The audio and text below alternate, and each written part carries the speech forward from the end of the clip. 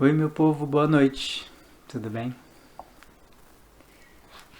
Hoje eu vou ler um outro texto longo. Então, por isso que eu também decidi chegar no horário, para não ficar até amanhã lendo. Hoje eu escolhi um texto, um conto do Milan Kundera. Não sei como fala, eu sempre falo Milan Kundera. Tá no livro Risíveis Amores, que é um livro que tem 7 contos. É interessante porque tá escrito assim, é o subtítulo do Risíveis Amores. Não sei se é subtítulo, mas tá aqui no livro. 7 histórias de amor extremamente originais. E não é à toa que se chama Risíveis Amores. O Milan Kundera tem uma característica, pelo menos pra mim, né? Gente, né? Nunca estudei nada sobre isso. É só o meu jeito de ler as coisas. Mas ele tem um jeito de escrever que é muito, pra mim, né? É muito cativante, assim. Eu lembro que, inclusive, foi lendo um dos livros dele, que é A Insustentável Leveza do Ser, que também me leva para esse lado da literatura, assim, de ó, né? Gente, tem coisa boa para ler. E a primeira frase do da Insustentável Leveza do Ser já me deixou assim, nossa, né? Que beleza. Que e aí eu logo lembrei também quando eu li 100 Anos de Solidão. Eu acho que foi no 100 Anos de Solidão, na parte da orelha do livro, em que a pessoa que apresenta, o Gabriel Garcia Marques, fala que. Não sei se é verídico ou não, ou se eu estou inventando essa história, gente, enfim. Mas disse que o Gabriel Garcia Marques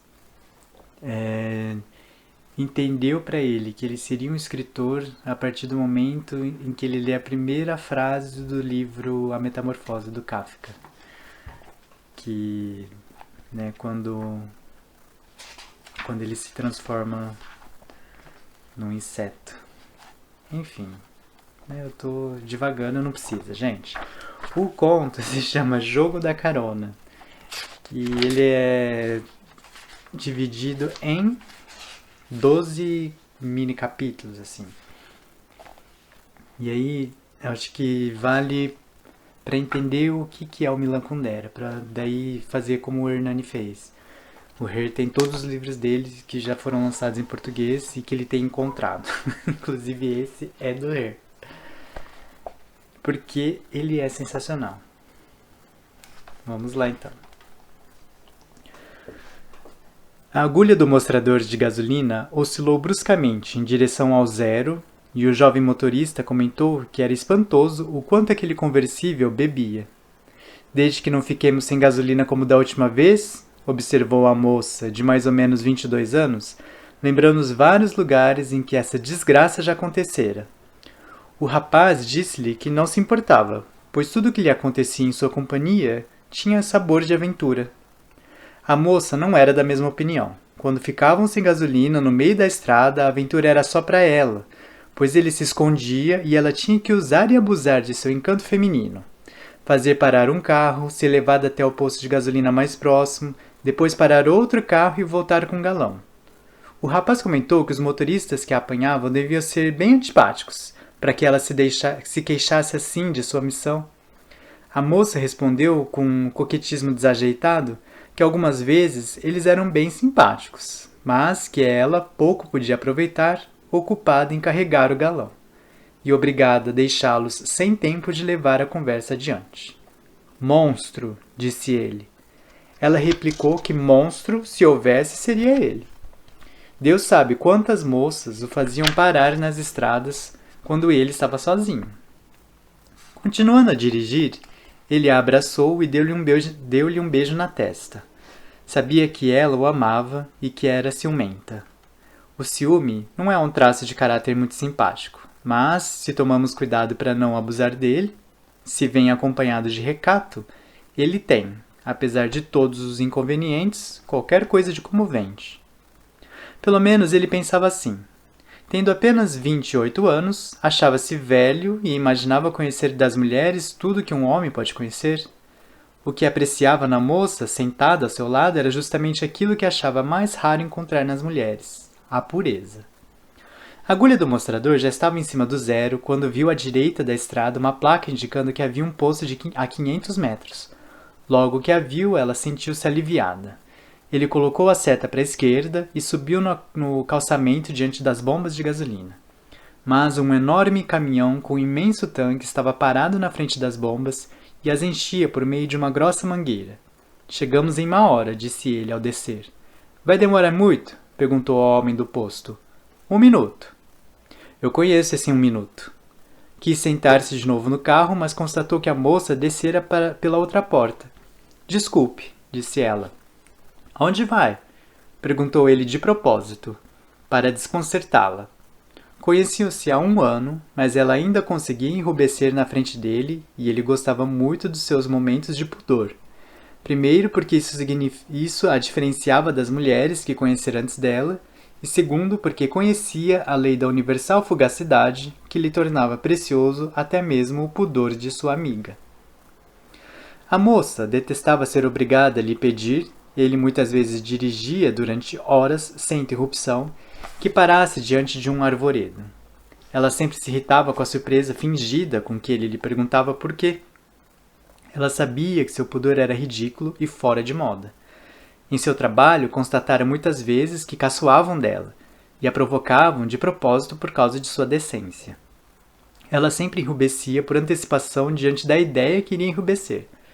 Muitas vezes desejava sentir-se livre, despreocupada, à vontade em seu próprio corpo, como sabia que era a maioria das mulheres com quem convivia. Até mesmo inventara, para seu uso próprio, um método original de autopersuasão. Repetia para si mesma que todo ser humano recebe ao nascer um corpo entre milhões de outros corpos, prontos para o uso, como se lhe fosse atribuída morada semelhante a milhões de outras num imenso prédio. Que o corpo é, portanto, uma coisa fortuita e impessoal, nada mais do que um artigo de empréstimo e de confecção. Eis o que repetia para si mesma, com todas as variações possíveis, tentando inutilmente inculcar em si mesma essa maneira de sentir. Esse dualismo da alma e do corpo lhe era estranho. Ela se confundia muito com seu corpo para não senti-lo como angústia. Essa angústia ela sentia até mesmo ao lado do rapaz. Ela o conhecia há 1 ano e estava feliz, sem dúvida, porque ele nunca distinguia entre seu corpo e sua alma, de maneira que, com ele, podia viver corpo e alma. A felicidade vinha dessa ausência de dualidade. Mas, como a desconfiança vive perto da felicidade, ela também estava cheia de desconfianças. Por exemplo, muitas vezes ela pensava que havia outras mulheres mais sedutoras, essas não sentiam angústia, e que seu amigo, que conhecia esse tipo de mulher e não disfarçava isso, um dia a deixaria por uma delas. É claro que ele dizia já ter conhecido esse tipo de mulher em número suficiente para o resto de seus dias, mas ela sabia que ele era mais jovem do que pensava. Ela o queria inteiramente para si e queria ser inteiramente dele.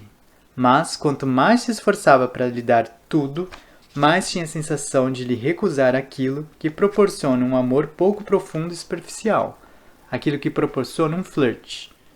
Ela se censurava por não saber conciliar a seriedade com a leveza. Naquele dia, porém, não se atormentava e não pensava em nada. Sentia-se bem. Era o primeiro dia de férias de ambos, 15 dias de férias que durante o ano inteiro tinham sido o ponto de convergência de seus desejos. O céu estava azul. Durante o ano inteiro, ela perguntara a si mesma com ansiedade se o céu seria realmente azul. E ele estava com ela. Depois de "Aonde vai?", ficou vermelha e saiu correndo sem dizer palavra. Contornou o posto, que ficava num descampado à beira da estrada. A uns 100 metros, na direção que deveriam tomar em seguida, começava uma floresta. Correu para lá e, entregando-se a uma sensação de bem-estar, desapareceu atrás de uma moita. Apesar da alegria que proporciona a presença do ser amado, é preciso estar só para senti-la em sua plenitude. Depois, saiu da floresta e retomou a estrada. Do lugar onde se encontrava, podia-se enxergar o posto. O enorme caminhão-tanque já havia partido. O conversível avançou para a coluna vermelha da bomba de gasolina. Ela caminhava ao longo da estrada, virando-se apenas de vez em quando para ver se ele chegava. Por fim, avistou. Parou e começou a fazer sinais. como alguém que pede uma carona a um carro desconhecido. O conversível freou e parou bem ao lado dela. O rapaz inclinou-se para o vidro, baixou-o, sorriu e... Para onde a senhorita está indo? Perguntou. Está indo para Bístrica? Perguntou ela, por sua vez, com um sorriso sedutor. Por favor, suba, disse ele, abrindo a porta. Ela entrou e o carro seguiu em frente. O rapaz ficava sempre contente ao vê-la de bom humor. Isso não acontecia com frequência. O trabalho dela era muito duro. Ambiente desagradável, muitas horas extras sem compensação e tinha uma mãe doente em casa. Quase sempre cansada, não possuía nervos fortes e sentia-se insegura. Sucumbia facilmente ao medo e à angústia. Por isso, ele acolhia toda demonstração de alegria que partisse dela com a terna atenção de um irmão mais velho. Sorriu-lhe e disse: Hoje estou com sorte. Há 5 anos que dirijo e nunca dei carona a uma moça tão bonita. A moça recebia com gratidão o menor elogio do seu amigo. Para conservar um pouco o entusiasmo, ela disse: Você sabe mentir bem. Tenho cara de mentiroso? Tem cara de quem gosta de mentir para as mulheres, disse ela. E um pouco de sua velha angústia apareceu automaticamente nessas palavras, pois acreditava realmente que seu amigo gostava de mentir para as mulheres. Em geral, ele se irritava com os acessos de ciúme de sua amiga, mas naquele dia foi fácil não dar importância ao fato, pois aquela frase não se dirigia a ele, mas a um chofer desconhecido. Contentou-se com uma pergunta banal. Isso a incomoda? Se eu fosse sua namorada, me incomodaria, disse ela. E isso era uma sutil lição de moral para o rapaz. Mas o final da frase era dirigido apenas a um chofer estranho. Isso não me incomoda, pois não o conheço. Uma mulher sempre perdoa mais facilmente a um estranho do que a um namorado. Isso era uma lição de moral sutil, que por sua vez ele dirigia à moça. Logo, podemos nos entender muito bem, pois somos estranhos um ao outro. Ela fingiu não perceber a nuance didática subentendida nessa observação e decidiu dirigir-se apenas ao chofer desconhecido. Para que isso, se vamos nos separar daqui a pouco?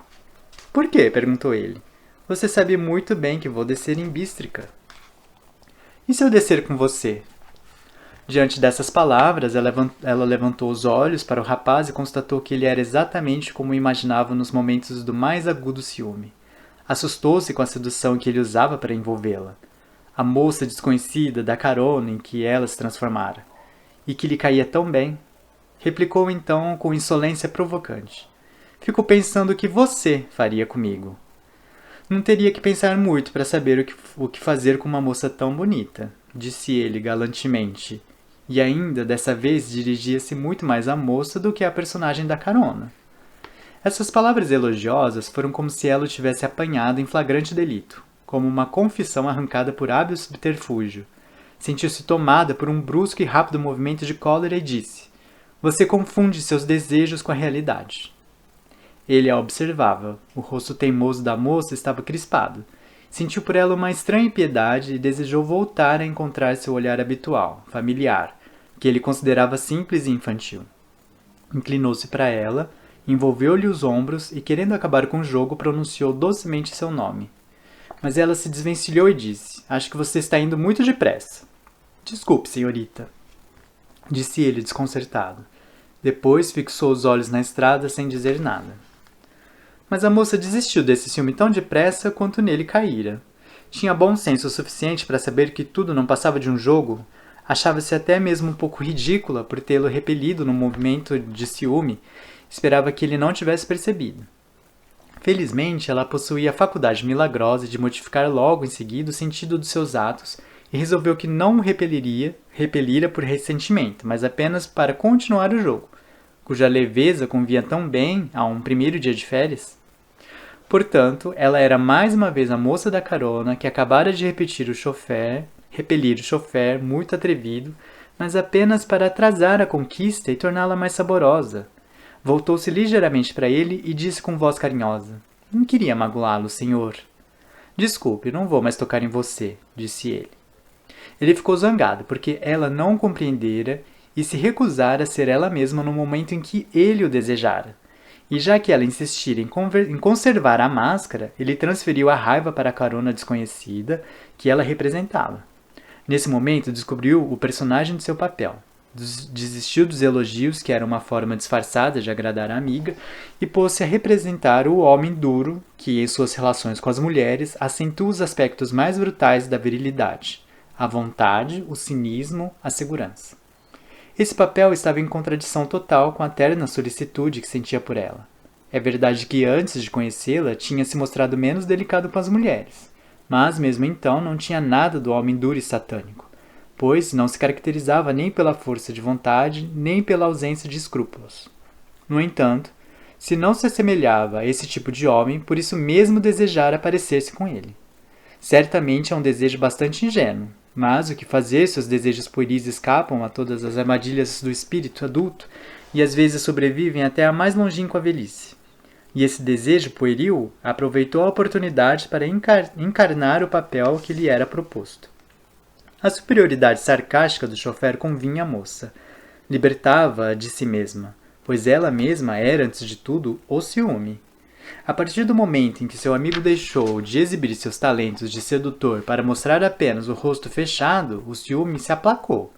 Ela podia esquecer de si mesma e entregar-se ao seu papel. Seu papel? Qual? Um papel extraído da má literatura. Ela havia parado o carro, não para ir aqui ou ali, mas para seduzir o homem sentado ao volante. A moça da carona não era senão uma vil sedutora que sabia usar admiravelmente seus encantos. E entrou na pele desse ridículo personagem de romance com uma facilidade que a surpreendeu e encantou.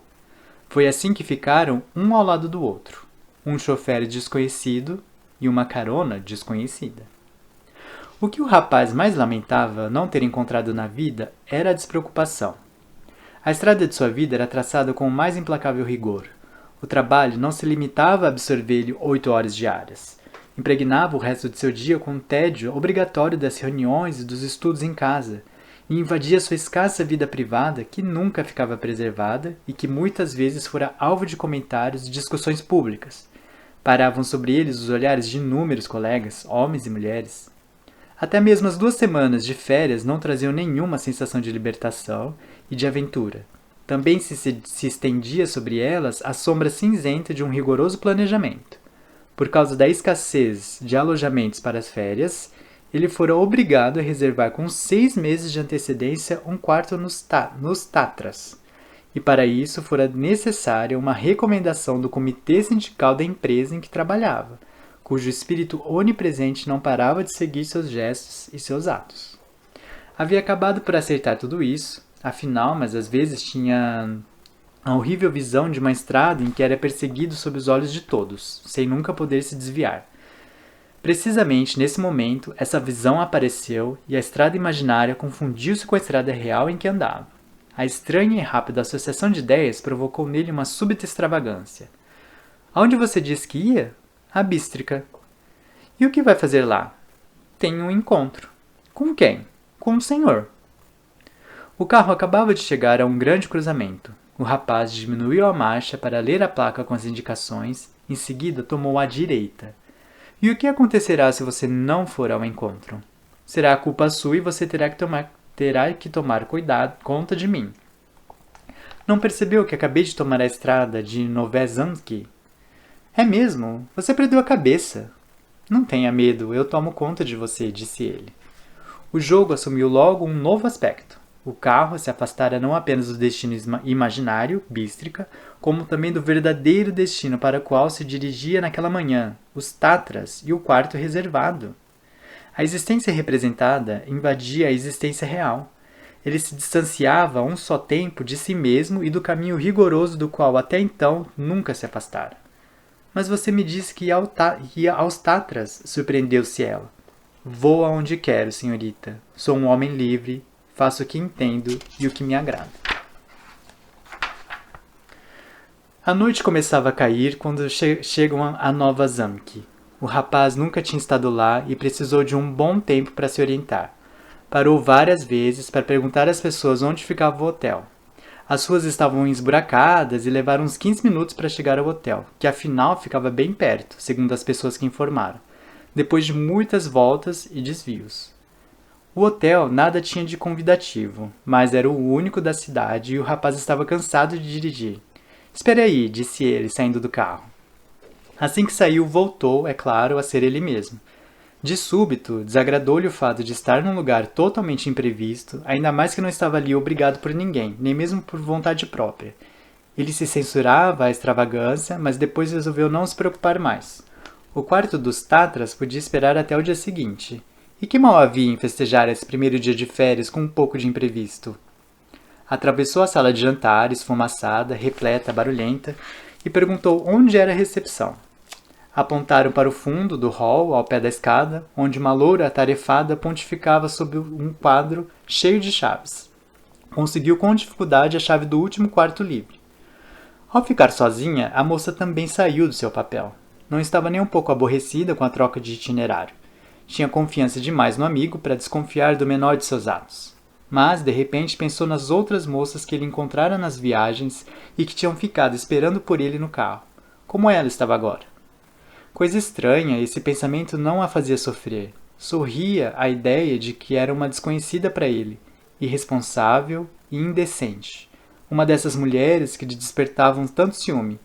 Acreditava assim suplantá-las. Acreditava ter encontrado os meios de apoderar-se de suas armas, de oferecer finalmente ao amigo o que até agora não lhe soubera dar: a despreocupação, o despudor, a liberdade. Sentia uma especial satisfação ao pensar que ela sozinha podia ser todas as mulheres e podia assim, ela sozinha, ensambarcar toda a atenção do amigo e absorvê-lo inteiramente. O rapaz abriu a porta do carro e levou a moça para a sala do restaurante. Num canto, no meio da desordem, da sujeira e da fumaça, ele descobriu a única mesa vazia.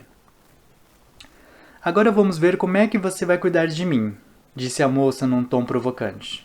Quer tomar um aperitivo? Perguntou o rapaz. Ela apreciava muito pouco a bebida alcoólica. Bebia um pouco de vinho e gostava de vermute, mas dessa vez respondeu de propósito: uma vodka. Muito bem, disse ele. Espero que não se embriague. E daí, está com medo? Ele não respondeu e chamou o garçom. Pediu 2 vodkas e 2 bifes. Logo depois, o garçom colocou diante deles uma bandeja com 2 copos. Ele levantou o copo dizendo: saúde! Será que você não pode encontrar nada mais original? Havia algo no jogo da moça que começava a irritá-lo. Agora que estavam frente a frente, compreendeu que se ela lhe parecia uma outra, não era apenas por causa de suas palavras, mas porque ela estava tão inteiramente metamorfoseada nos gestos e na mímica que se parecia com repugnante fidelidade. Aquele tipo de mulher que ele conhecia muito bem e que lhe inspirava ligeira aversão. Portanto, segurando o copo na mão estendida, modificou seu brinde. Bem, não vou beber exatamente a sua saúde, mas a saúde da sua espécie, que alia as melhores qualidades do animal, os piores defeitos do ser humano. Quando você fala da minha espécie, está falando de todas as mulheres? Perguntou ela. Não, apenas das que se parecem com você. De qualquer maneira, não acho muito espirituoso comparar uma mulher a um animal. Bem, retrucou ele, segurando o copo com o braço levantado. Então não vou beber a saúde de suas semelhantes, mas a sua alma, concorda? A sua alma que se incendeia quando desce da cabeça até o ventre e que se apaga quando torna a subir do ventre para a cabeça. Ela levantou o copo. Entendido, a minha alma que desce para o meu ventre. Ainda uma pequena retificação, disse ele. Bebamos de preferência a seu ventre, para onde desce a sua alma. Ao meu ventre, disse ela, e seu ventre, que ela acabava de designar pelo nome, parecia responder a um apelo, pois ela sentia cada milímetro de sua pele. Em seguida, o garçom trouxe os bifes. Eles pediram uma segunda vodka e água mineral, dessa vez beberam aos seios da moça, e a conversa prosseguiu num tom estranhamente frívolo. Ele ficava cada vez mais irritado por ver até que ponto sua amiga sabia comportar-se como uma mulher fácil. Pois, se sabe tão bem transformar-se nesse personagem, pensava ele, é porque na verdade ela é assim. No fundo, não era a alma de uma outra, surgida não se sabe de onde, que se insinuava sob a pele dela. Quem ela encarnava dessa maneira era ela mesma, ou pelo menos a parte de seu ser que ela mantinha habitualmente escondida sob 7 chaves, mas que a desculpa do jogo tinha feito sair da gaiola. Ela pensava, sem dúvida, que se negava ao jogar esse jogo. Mas não seria exatamente o contrário? Não seria o jogo que a transformava nela mesma? Que a libertava? Não, à sua frente não havia outra mulher no corpo da amiga. Era ela mesma, a própria amiga. E mais ninguém, olhava com crescente repugnância. Mas não era apenas repugnância. Quanto mais ela parecia estranha mentalmente, mais ele a desejava fisicamente. E a estranheza da alma singularizava seu corpo de mulher, ou melhor, era a estranheza que fazia desse corpo um corpo, como se até então aquele corpo tivesse existido para ele apenas no nevoeiro da compaixão, da ternura, da solicitude, do amor e da emoção, como se estivesse perdido nesse nevoeiro. Sim, como se o corpo tivesse perdido. Pela primeira vez, o rapaz acreditava ver o corpo da amiga. Depois da terceira vodka com água gasosa, ela se levantou e... Desculpe, disse com um sorriso sedutor. Posso perguntar aonde a senhorita vai? Mijar, com sua licença. E ela se encaminhou para um pequeno compartimento forrado de veludo no fundo do restaurante. A moça gostou de deixá-lo aturdido com essa palavra, certamente bem anódina, mas que ele nunca ouvira pronunciar. Nada, na sua opinião, definia melhor a personalidade da mulher que ela encarnava do que a ênfase sedutoramente colocada nessa palavra. Sim, ela estava satisfeita, estava em excelente forma. O jogo a fascinava, trazia-lhe novas sensações. Por exemplo, o sentimento de uma irresponsável despreocupação. Ela, que sempre temia pelo dia seguinte, sentia-se de súbito inteiramente relaxada. Essa vida de uma outra em que de repente mergulhara era uma vida sem pudor, sem determinações biográficas, sem passado e sem futuro, sem compromisso. Era uma vida excepcionalmente livre. A moça da carona podia tudo. Tudo lhe era permitido, dizer tudo, tudo fazer, tudo experimentar. Atravessou a sala e reparou que estava sendo observada de todas as mesas. Isso também era uma sensação nova que não conhecia. O prazer sem pudor que lhe proporcionava seu corpo. Até então, ela nunca conseguira libertar-se inteiramente da adolescente de 14 anos que tem vergonha dos próprios seios e que sente uma desagradável impressão de indecência com a ideia de que eles se salientam do corpo, de que são visíveis. Se bem que tivesse orgulho de ser bonita e bem feita, esse orgulho era imediatamente corrigido pelo pudor. Sabia que a beleza feminina age em primeiro lugar pelo seu poder de provocação sexual, e isso para ela era uma coisa desagradável, desejava que seu corpo se destinasse apenas ao homem que amava. Quando os homens olhavam seu busto na rua, parecia que esses olhares sujavam um pouco sua intimidade mais secreta, que pertencia apenas a ela e a seu amante. Mas agora, era a garota da carona, a mulher sem destino, libertar-se de ternas correntes do amor e começava a tomar intensa consciência de seu corpo. E esse corpo mais a excitava na medida em que eram desconhecidos os olhares que a observavam. Ao passar perto da última mesa, um homem entre um vinho e outro, querendo com certeza destacar-se por seu conhecimento do mundo, interpelou em francês. Combien, mademoiselle? A moça compreendeu. Inflava o busto e vivia intensamente cada movimento de seus quadris. Desapareceu atrás da porta acolchoada de veludo. Era um jogo engraçado. Era estranho, por exemplo, que o rapaz, embora perfeitamente colocado no papel do motorista desconhecido, não deixasse sequer por um momento de ver sua amiga na personagem da garota da carona. Tal fato, justamente, lhe era penoso. Ver sua amiga ocupada em seduzir um desconhecido e ter o triste privilégio de assistir à cena. Ver de perto o aspecto que ela apresentava e o que ela iria dizer quando o enganasse, quando fosse enganá-lo. Tinha a honra paradoxal de servir ele mesmo de incentivo à sua infidelidade. O pior era que ele a adorava mais do que a amava. Sempre sentira que a moça tinha realidade apenas dentro dos limites da fidelidade e da pureza, e que além desses limites ela simplesmente deixava de existir. Que além desses limites ela deixaria de ser ela mesma, assim como a água deixa de ser água a partir do ponto de ebulição. Quando a via atravessar essa temível fronteira com uma elegância tão natural, sentia crescer sua raiva. Ela voltou do toalete, queixando-se. Um sujeito me disse, quanto, senhorita? Não fique espantada, você está com aparência de puta. Sabe que não estou nem ligando? Você devia ter ficado com tal sujeito. Mas estou com você. Pode encontrá-lo mais tarde, basta combinar com ele. Ele não me agrada. Mas não iria absolutamente incomodá-la ter muitos homens na mesma noite. Por que não? Desde que sejam bonitões? Você prefere um depois do outro ou todos ao mesmo tempo? As duas coisas. A conversa tornava-se cada vez mais escabrosa. Ela estava um pouco chocada, mas não podia protestar. No jogo, o homem não é livre. Para o jogador, o jogo é uma armadilha. Se não se tratasse de um jogo e se fossem um para o outro dois desconhecidos, a garota da carona já poderia ter se ofendido há muito tempo e partir. Mas não há meios de escapar a um jogo. O time não pode fugir do campo antes do fim. Os peões do jogo de xadrez não podem sair das casas do tabuleiro. Os limites do campo são intransponíveis. A moça sabia que era obrigada a aceitar qualquer coisa pelo simples fato de que se tratava de um jogo. Ela sabia que quanto mais longe o jogo fosse levado, mais seria um jogo e mais seria obrigada a jogar docilmente. De nada adiantaria pedir socorro à razão e avisar a alma espantada para guardar distância e não levar o jogo a sério. Justamente por ser um jogo, a alma não sentia medo, não se defendia e se abandonava ao jogo como uma narcose. O rapaz chamou o garçom e se levantou. Vamos embora, disse ele. Aonde? Perguntou ela, fingindo não entender. Não faça perguntas, venha. Olhe como você fala comigo. Falo como falo a uma puta. Subiram uma escada mal iluminada. No alto, um grupo de homens um pouco embriagados esperava em frente ao banheiro. Ele a abraçou pelas costas de maneira a ter um de seus seios na palma da mão. Os homens que estavam perto do banheiro perceberam o fato e começaram a dar gritos.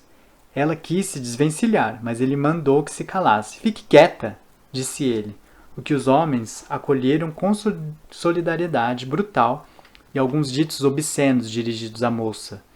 Chegaram ao primeiro andar. Ela abriu a porta do quarto e acendeu a luz. Era um quartinho com duas camas, uma mesa, uma cadeira e uma pia. O rapaz empurrou o ferrolho da porta e se virou para a moça. Ela ficou diante dele numa atitude provocante, com uma sensualidade insolente nos olhos.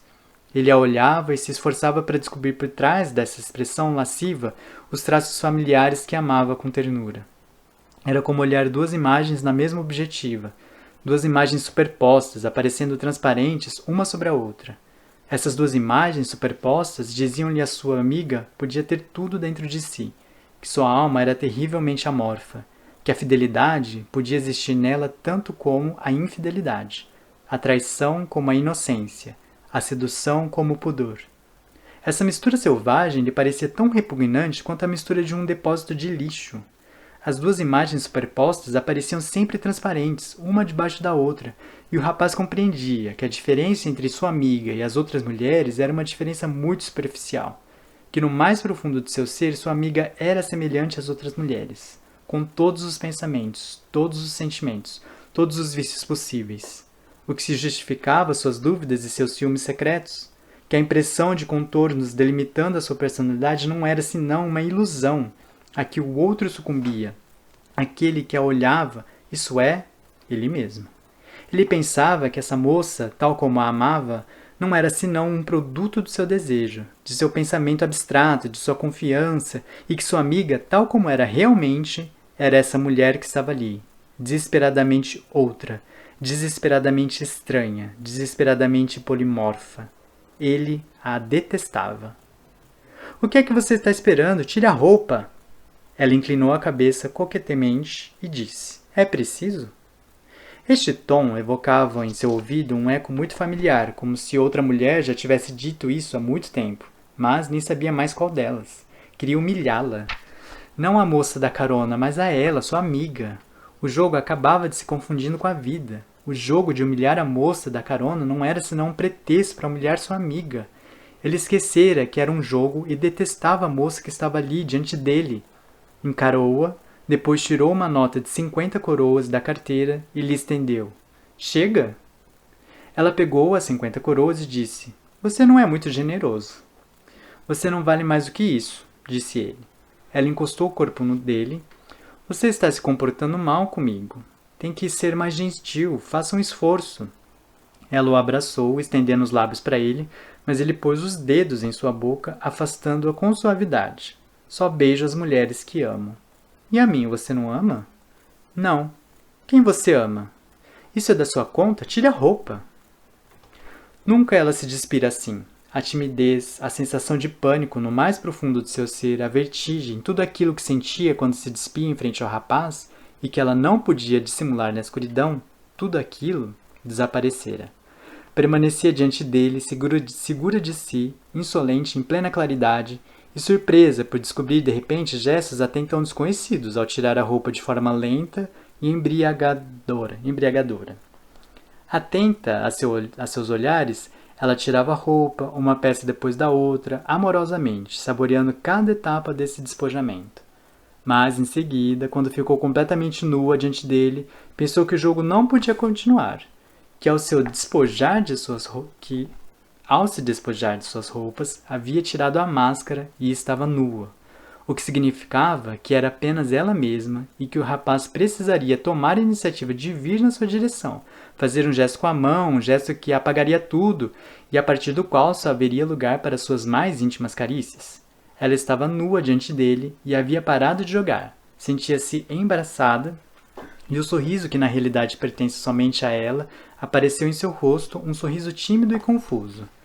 Mas ele permanecia imóvel, não fazia nenhum gesto para acabar com o jogo. Não via seu sorriso, que no entanto era tão familiar, só via diante de si o belo corpo desconhecido de sua amiga, que ele detestava. A raiva tirava de sua sensualidade todo o verniz sentimental. Ela quis se aproximar, mas ele disse, fique onde está, para que eu a vejo bem.